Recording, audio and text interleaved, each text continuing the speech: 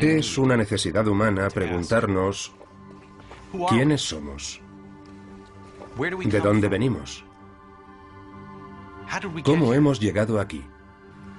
¿Por qué tenemos el aspecto que tenemos? La historia de nuestra evolución es un pequeño capítulo de una historia mucho mayor, la de la evolución de todos los seres vivos. La evolución nos muestra que estamos mucho más conectados al resto del mundo, al resto de la vida animal, de lo que jamás podríamos haber imaginado. Podemos reconocer fácilmente la conexión con nuestros parientes más cercanos, pero cuando aprendemos a mirar, también podemos ver lo que nos une a otros mamíferos, aves, reptiles, peces, incluso insectos. Cuanto más profundizamos, cuanto más retrocedemos en el tiempo, más pruebas encontramos de que todos los seres vivos han evolucionado a partir de un mismo punto. El árbol de la vida ha estado extendiendo sus ramas desde hace 4.000 millones de años, y ahora podemos seguir esas ramas hasta las raíces. Cuando miramos atrás en el tiempo, encontramos ciertos acontecimientos clave, las grandes transformaciones, los grandes pasos de la evolución. En la historia de nuestro planeta se han producido varias transformaciones grandes que han abierto la puerta a nuevas formas de vida y a nuevas formas de vivir. Hace 50 millones de años, los mamíferos terrestres evolucionaron para volver al mar. Mucho antes, los peces habían colonizado la Tierra. En el amanecer de la vida animal aparecieron los primeros cuerpos. Estos son algunos de los capítulos de la historia de la vida, de nuestra historia. Y una de las partes más divertidas de esto es comprender cada capítulo, porque podemos empezar a ver lo que une a todos los seres vivos, la historia común de la vida en la Tierra.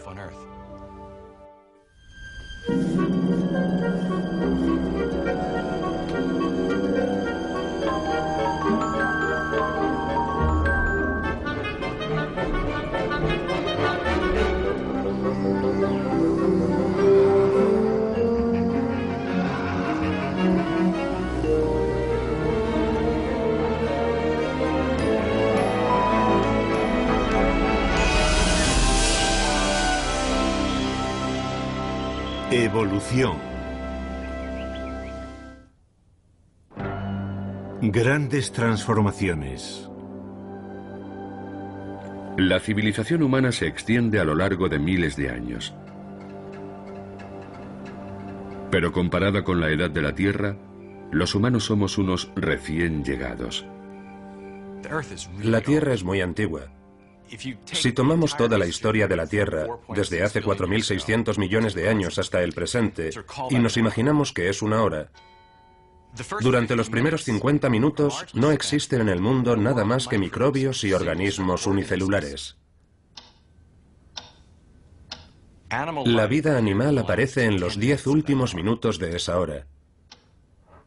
Y toda la historia humana, nuestra civilización, nuestra evolución, ocurre en la última centésima de segundo de esa hora. Hemos llegado bastante tarde a esta fiesta, pero nos han modelado las mismas fuerzas que han dado forma a toda la vida en la Tierra. Para comprender cómo encajamos, tenemos que mirar atrás, mucho más allá de nuestros orígenes, para ver cómo evolucionaron otros seres vivos. Las ballenas son los animales más grandes del planeta. Como nosotros, las ballenas y los delfines adoptaron su forma actual hace relativamente poco. Durante mucho tiempo, el origen de estos mamíferos marinos fue un misterio científico. Los cetáceos son tan diferentes de cualquier otro mamífero que no podemos relacionarlos con ninguno de ellos. Se los considera una rama separada en la evolución de los mamíferos. Los mamíferos aparecieron sobre la superficie de nuestro planeta hace unos 200 millones de años. Los mamíferos son animales de sangre caliente. Paren a sus crías vivas y respiran aire. Todas estas son adaptaciones propias de la vida en la Tierra. Pero las ballenas y los delfines también son mamíferos. Son mamíferos que viven en el agua. Pero sabemos que los mamíferos evolucionaron en tierra. De modo que era un misterio cómo habían evolucionado originalmente los cetáceos. Al entender cómo ocurre esto, empezamos a entender cómo se producen en general esos grandes saltos, esas grandes transformaciones. A la gente le atraen las ballenas, y lo entiendo muy bien. Son tan hermosas, y su origen es tan misterioso. Los cetáceos están entre los pocos grupos de mamíferos que poseen cerebros grandes y complejos como los nuestros. En cierto sentido, son como un alter ego nuestro que vive en el mar, mientras que nosotros vivimos en tierra, que domina en el mar igual que nosotros dominamos en la tierra.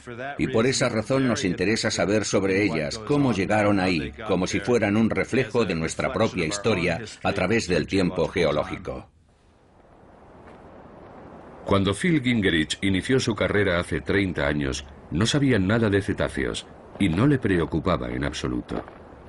Se sentía atraído por la geología, sobre todo porque no tenía ninguna intención de pasarse la vida detrás de un escritorio. Creo que me interesaba la geología porque es una ciencia que se practica al aire libre. Y en geología me interesaba sobre todo la paleontología, porque investigaba la vida y la historia de la vida. El interés de Gingerich por los mamíferos terrestres primitivos le llevó hasta Pakistán. Fue allí donde hizo uno de esos descubrimientos con los que la mayoría de los paleontólogos solo puede soñar. Un fósil que iba a reescribir una de las grandes historias de la evolución. Encontré la parte posterior de un cráneo que no conseguía identificar. La región temporal estaba muy bien conservada y eso nos dio la pista de lo que era. La forma era familiar, pero en otros aspectos era diferente de todo lo que había visto Gingerich hasta entonces. Este es el espécimen que encontramos en 1978. Hay varias cosas que sorprenden. Una es que es muy similar en forma y tamaño a la parte posterior del cráneo de un lobo. Pero había algo extraño en este cráneo. En la parte inferior había un bulto del tamaño de una nuez. De no haber sido por esto, habría pensado que pertenecía a un mamífero carnívoro arcaico o a lo que llamamos un creodonte, pero está aquí. Era parte del oído interno del animal y tenía una forma muy característica. Una forma que actualmente solo se encuentra en una clase de animales: los cetáceos. Pero, ¿qué hacía el oído de una ballena en el cráneo de un animal que parecía un lobo? Gingerich estaba muy intrigado, de modo que construyó un modelo de lo que debía de haber sido el cráneo completo del animal. ¿Podía ser aquello un eslabón perdido crucial? El primer resto fósil que pudiese corroborar una de las afirmaciones más atrevidas de Darwin, que los cetáceos habían evolucionado a partir de mamíferos terrestres. Para estar seguro, Gingerich necesitaba encontrar más fósiles. Fósiles que mostraran los diferentes pasos de la transformación de las ballenas, lo que los científicos llaman formas de transición. Quería poder alinearlas y que todo el mundo pudiera verlo y creerlo porque lo tenía delante. Gingerich intentó volver a Pakistán para continuar la búsqueda, pero el país estaba en guerra y las fronteras estaban cerradas. Frustrado, decidió buscar en otra parte. Había oído hablar de la existencia de esqueletos de ballenas en un lugar insólito y decidió ir a verlos personalmente. El desierto del Sáhara es uno de los lugares más secos de la Tierra. Pero hace 40 millones de años las cosas eran muy diferentes. Todo esto estaba bajo el mar.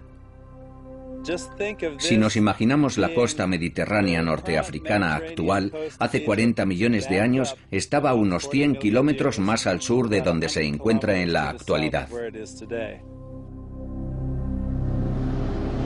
Aquí, en lo que fue el sur del mar Mediterráneo, se encuentra una extensión de 250 kilómetros cuadrados de caliza estratificada que tiene un nombre sorprendente: El Valle de las Ballenas. Y el nombre está justificado. Este árido paisaje está sembrado de lo que parecen montones de piedras de color rosado. Aquí hay un basilosaurio. Solo que no son piedras. Se puede ver lo grandes que son las vértebras. Esto es una lumbar parcialmente erosionada. Son esqueletos de ballenas de hace 40 millones de años. Hay otra ahí atrás que sobresale de aquel hongo. Y hay otra aquí. Y allí hay otra más. Todo esto está lleno de ballenas. Pero ¿por qué había tantas ballenas concentradas en este punto? Gingerich cree que el Valle de las Ballenas pudo ser en el pasado una bahía oculta, una ensenada protegida del mar abierto por bancos de arena submarinos. Quizá las ballenas venían aquí a criar o a morir. Pero a pesar de los cientos de huesos de ballenas que tenía al alcance de la mano, Gingerich se sentía decepcionado. Casi todos los esqueletos pertenecían a un cetáceo llamado basilosaurio, una especie de 40 millones de años de antigüedad ya conocida para la ciencia. Y el basilosaurio vivía permanentemente en el agua. Es otro basilosaurio. Si los cetáceos evolucionaron a partir de mamíferos terrestres, lo habían hecho mucho antes del basilosaurio. Por eso Gingerich pensó que aquellos huesos no tenían mucho interés. Pero no podía estar más equivocado. A los pocos días de empezar a excavar, hizo su segundo gran descubrimiento. Resultaba que el basilosaurio tenía algo que las ballenas modernas habían perdido. Por primera vez habíamos encontrado cetáceos que tenían patas. Los huesos eran pequeños, pero inconfundibles. Una pelvis, una rótula, incluso falanges. Aquella ballena tenía todos los huesos que componían una pata. Gingerich rescató todos los huesos que pudo del esqueleto. Era una prueba espectacular de que los cetáceos habían sido en algún momento animales de 4 patas.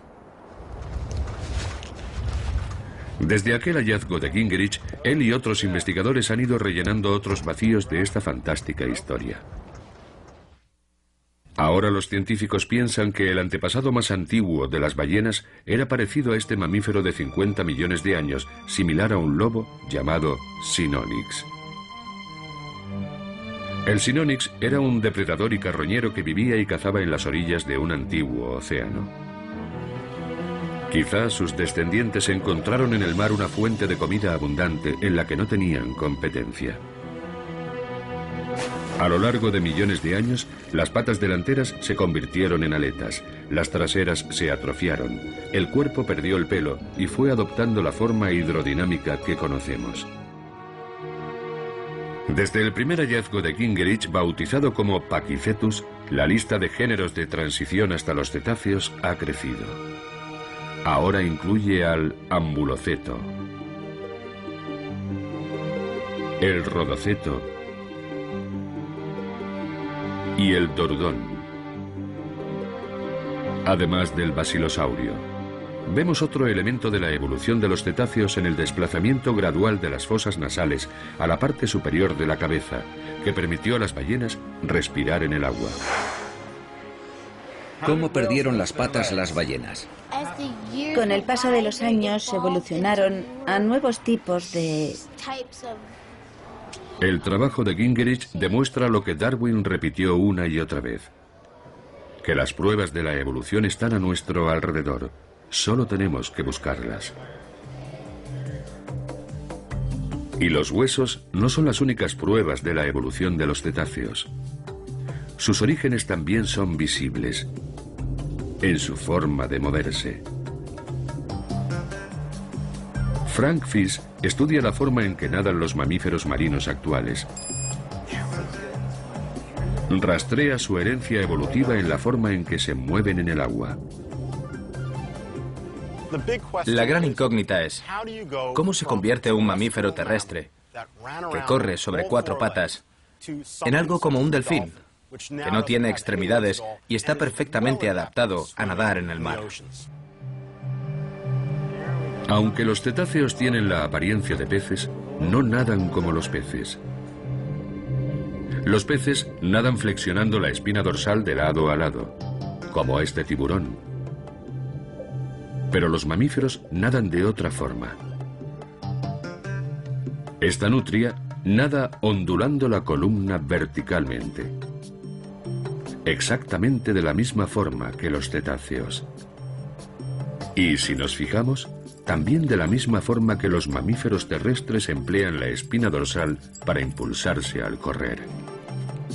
Los cetáceos conservaron su ancestral forma de moverse al emigrar al agua, y todavía es visible 50 millones de años después. En cierto sentido, la evolución no inventó nada nuevo con los cetáceos, simplemente hizo reajustes en los mamíferos terrestres. Se trata de utilizar lo existente para crear algo nuevo. Y esto ocurre con todos los grupos animales en todo momento a lo largo de la historia evolutiva. El punto de partida para los cetáceos fue un animal terrestre de 4 patas que vivió hace más de 50 millones de años. Pero los animales terrestres también eran el producto de una transformación que había tenido lugar mucho antes. Hace cientos de millones de años no había animales sobre la Tierra. Hasta entonces todos nuestros antepasados lejanos habían vivido en el agua, así que en algún momento tuvieron que pasar de vivir en el agua a vivir en la tierra. Ese es un cambio enorme. Fue el momento en que los peces salieron arrastrándose del agua y se adaptaron a la tierra. Si aquellos primeros animales no hubieran hecho esa transición, nosotros no estaríamos hoy aquí.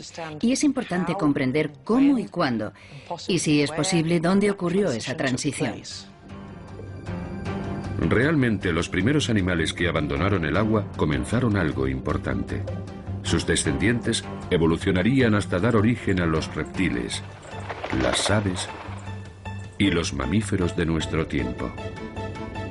Y el origen común de todos esos animales sigue siendo visible en su cuerpo. Igual que nosotros, todos ellos tienen 4 extremidades. Todos somos tetrápodos. Lo que eso significa es que todos esos grupos animales diferentes descienden de un antepasado común que tenía 4 patas o algo muy similar. Pero ¿cómo era ese antepasado común? ¿Y cómo salió del agua hace 370 millones de años?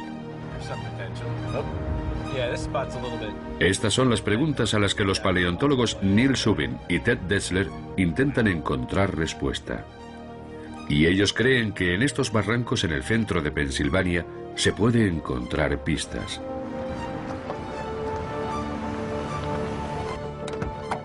Bueno, parece un buen día para buscar fósiles. Un día genial. A ver qué encontramos. Muy bien, hola, Dad. ¿Habéis tenido un buen viaje? ¿Qué os parece si subimos por ahí? Vamos a excavar un rato. No parece el lugar más apropiado para buscar fósiles de tetrápodos. Pero han venido aquí porque las rocas de estas montañas tienen la edad adecuada. Se formaron durante el período de la historia de la Tierra que llamamos Devónico. En el Devónico este lugar era muy diferente. Se encontraba al sur del Ecuador. Los continentes se mueven continuamente y en esta época había un clima mucho más tropical en Pensilvania. Hace cientos de millones de años, los fósiles y sedimentos que forman estos estratos se estaban acumulando en el fondo de un río.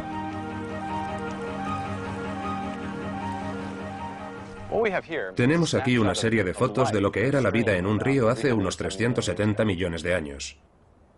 Estos son fragmentos de animales fosilizados, de escamas, de dientes. Este pequeño hueso es la espina dorsal de un acantodio o tiburón espinoso. La mayoría de los fósiles están demasiado fragmentados para tener valor. Pero en 1995, en este mismo lugar, Dessler se encontró con algo que no había visto nunca. Era un pequeño hueso de un hombro, pero no era de un pez. Era el hombro de un tetrápodo de 370 millones de años.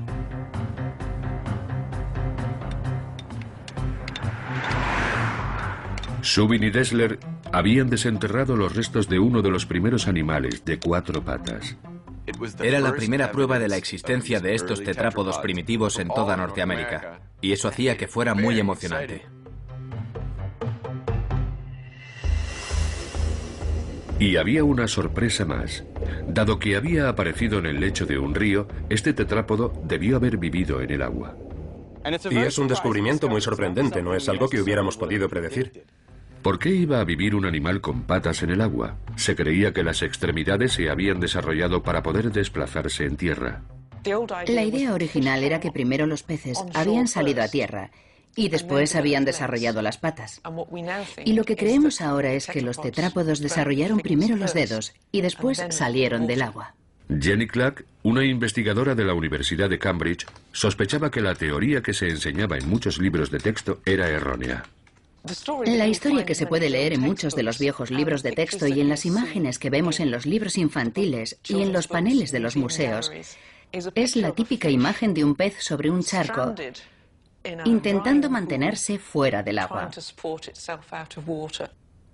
Y resulta bastante extraña si se observa objetivamente. Clark pensaba que tenía que haber una explicación mejor. Pero, ¿dónde buscar? Apenas se había encontrado un puñado de fósiles de tetrápodos primitivos, la mayoría de ellos en una región remota de Groenlandia a principios del siglo XX. La única pista que tenía era una anotación en un diario de un viaje a Groenlandia años antes. Mencionaba la existencia de fósiles de tetrápodos en una montaña sin nombre. Clark viajó a Groenlandia en busca de aquellos fósiles. Finalmente encontramos el lugar, a 800 metros de altura en la ladera de una montaña. Clark regresó con 4 toneladas de rocas. Y pasó los 4 años siguientes desmenuzándolas.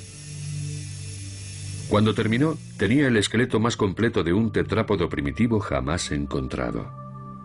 Y cambió para siempre los libros de texto. Una de las primeras cosas que encontramos fue este miembro delantero. En el borde de la extremidad del animal había un grupo de huesos inconfundibles.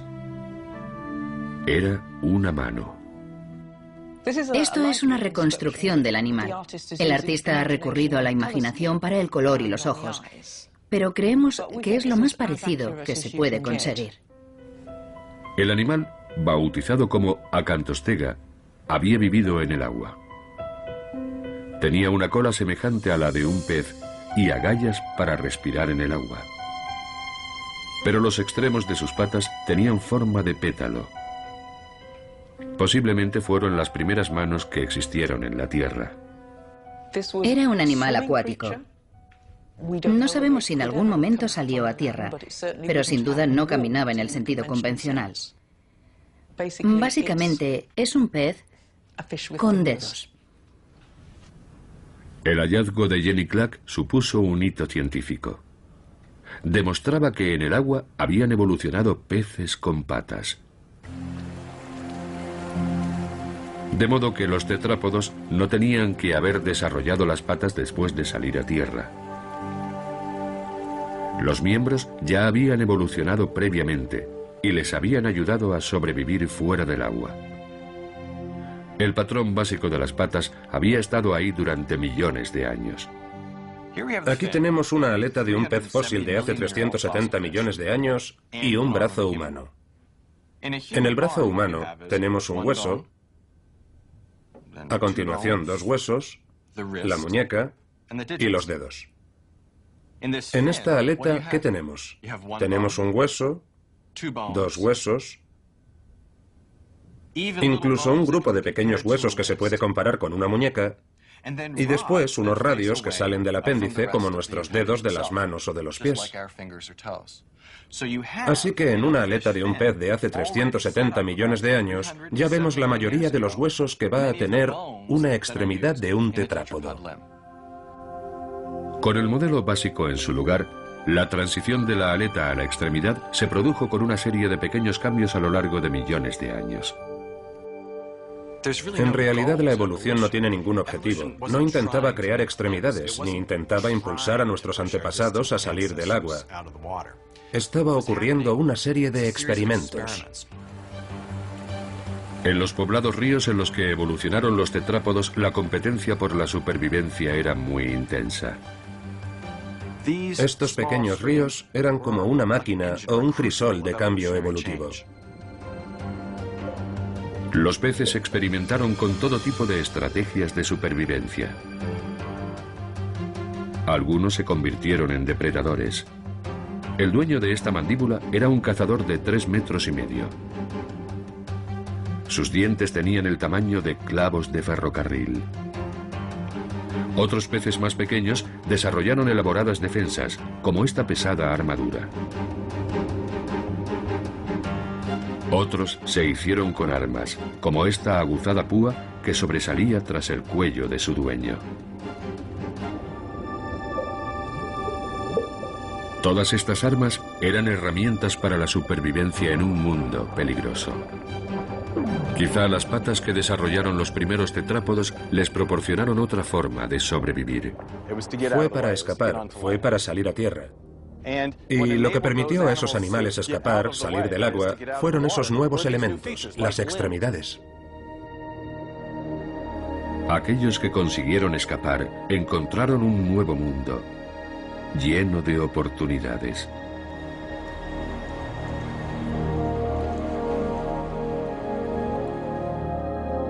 El paso del agua a la Tierra solo es el ejemplo más reciente de la experimentación evolutiva con formas radicalmente nuevas.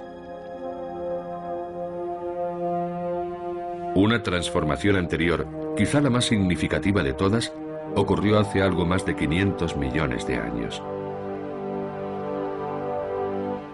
Y dio origen a todos los animales que conocemos.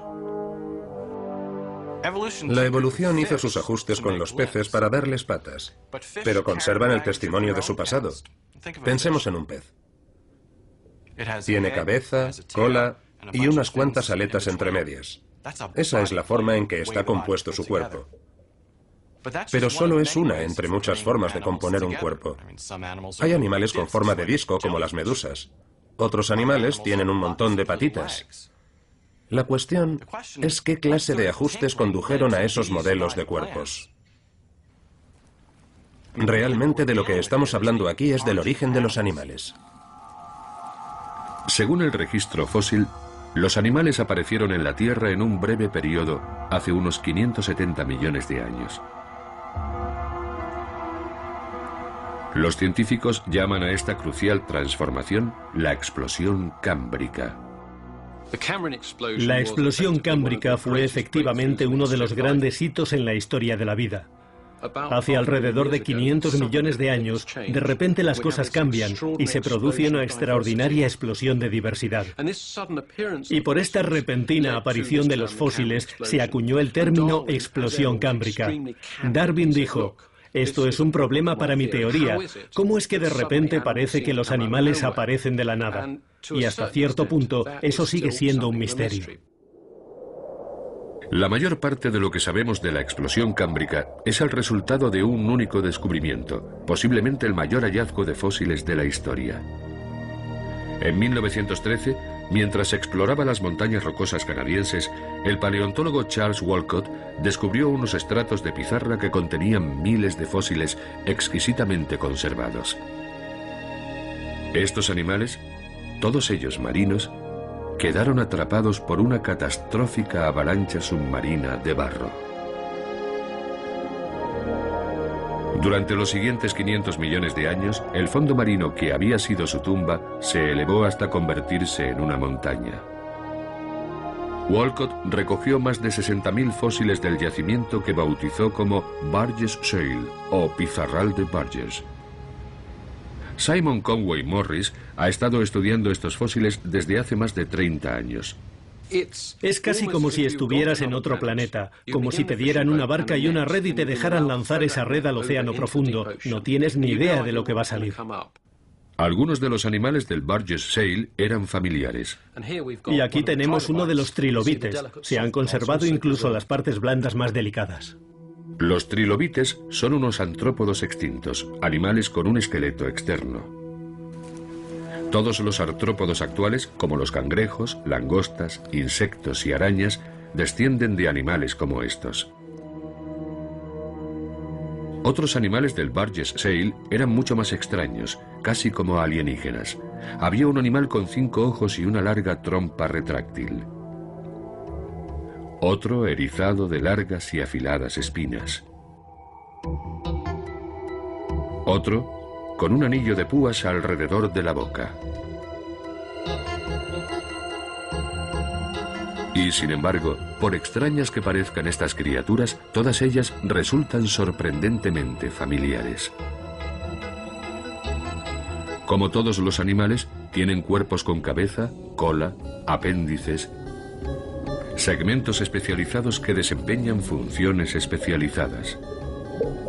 Todos los modelos básicos que se encuentran actualmente en la naturaleza están aquí.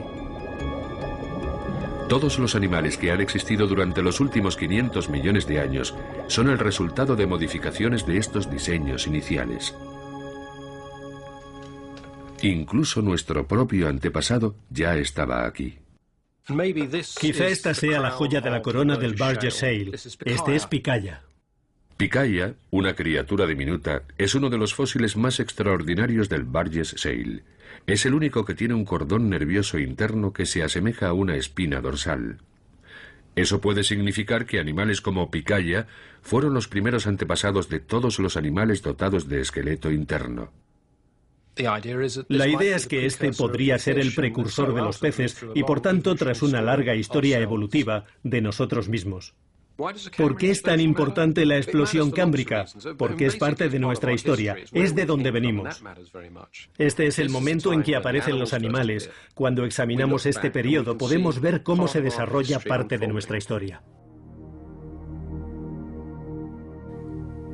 Entonces, ¿qué aprendemos cuando examinamos 600 millones de años de historia animal? Que la evolución hace reajustes en el patrón de los mamíferos y crea cetáceos. De la misma forma modifica el patrón de los peces y crea tetrápodos. Y modifica el patrón de los animales y crea todos los diferentes modelos corporales que conocemos. Todos estos seres son variaciones del mismo tema, reformulado una y otra vez. La cuestión era, ¿qué estaba modificando la evolución exactamente?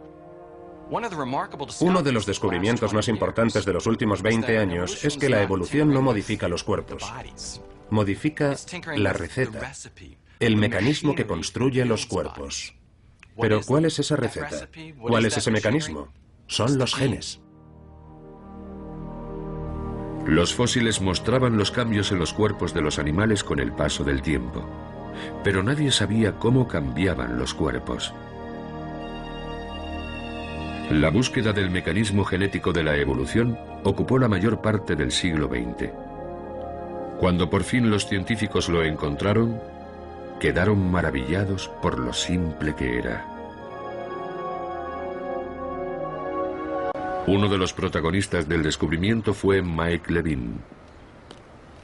Supongo que yo era un niño un poco raro. Siempre me han gustado los bichos.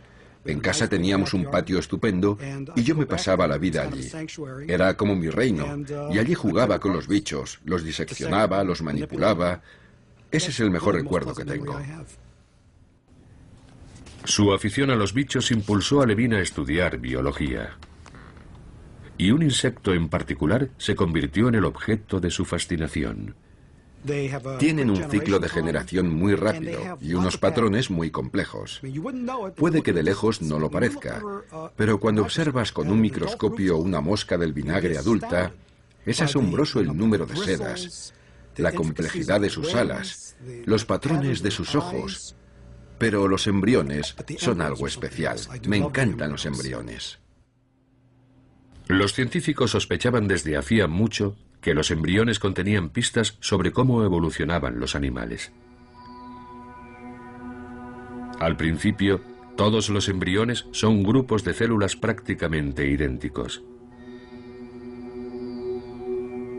Pero muy pronto, el embrión se divide en segmentos especializados, a partir de los cuales se desarrolla la forma final del animal. Pero, ¿qué controla este proceso? ¿Cómo sabían los embriones la forma que tenían que adoptar? Una de las primeras personas que estudió estas cuestiones fue un naturalista del siglo XIX llamado William Bateson. Bateson escribió que los esqueletos de los animales revelaban una estructura subyacente de segmentos que se repetía.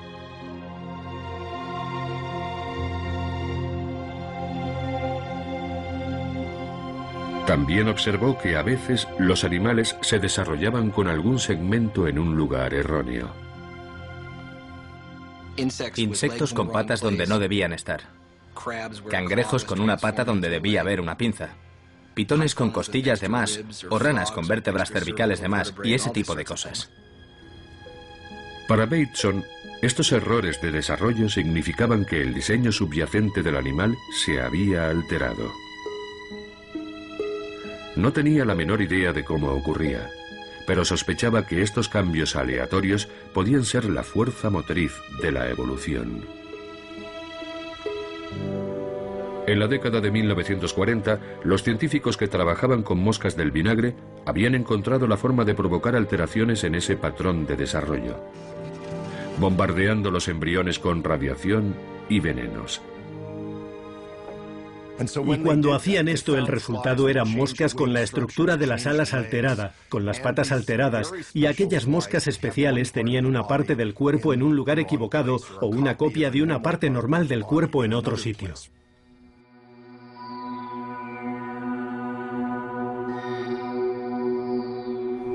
Los científicos habían provocado aquellos cambios dañando el ADN de las moscas.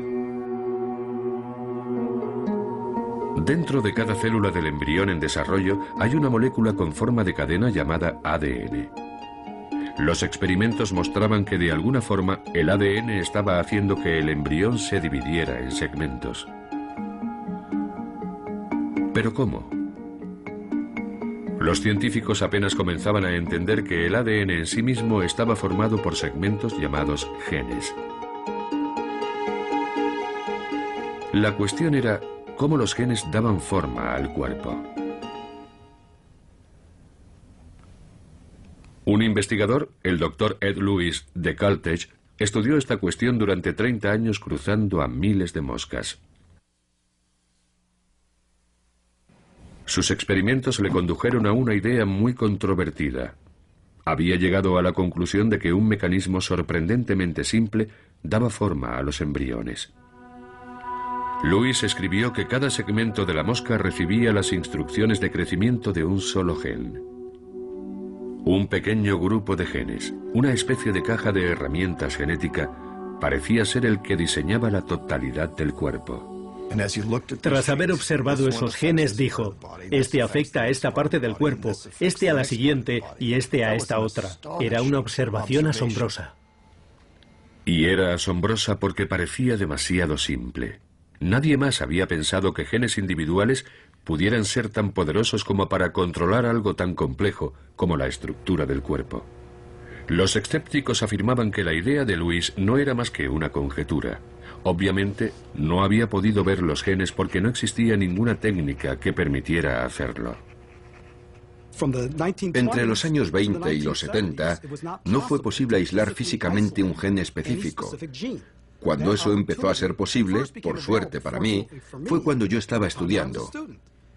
Y así muchos de nosotros pensamos, vaya, por fin podemos meternos ahí e identificar esas cosas tan misteriosas que son los genes.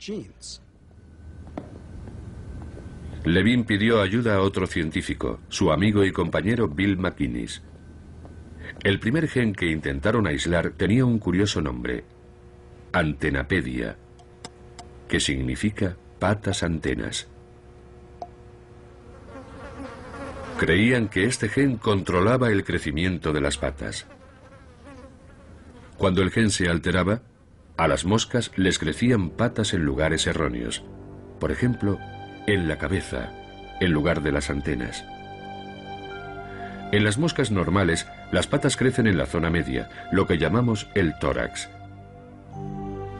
Así que Levine y McInnes eligieron como objetivo el gen del tórax de un embrión normal. Lo que esperábamos era que Antenapedia se activara, se expresara en el tórax en desarrollo del embrión. Pero ¿quién podía saberlo? Levine y McInnes tenían que hacer algo que nadie había hecho nunca. Tenían que encontrar la forma de ver un gen en acción. Queríamos activar el gen y era un trabajo descomunal. El trabajo exigía aplicar métodos nuevos y que no se habían probado nunca. Al principio no funcionó muy bien y había un buen número de problemas técnicos a resolver. El equipo tenía que conseguir un delicado equilibrio entre dosis de radiación y enzimas tóxicas. Un exceso de cualquiera de ambas podía destruir el embrión. El proceso día a día no era muy gratificante. Era increíblemente aburrido. Fueron meses y meses de ensayos y errores.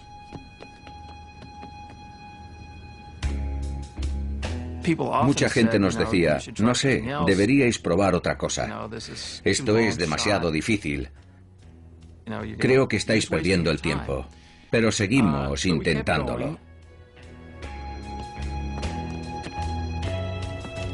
Por fin, una noche todo aquel trabajo tuvo su recompensa.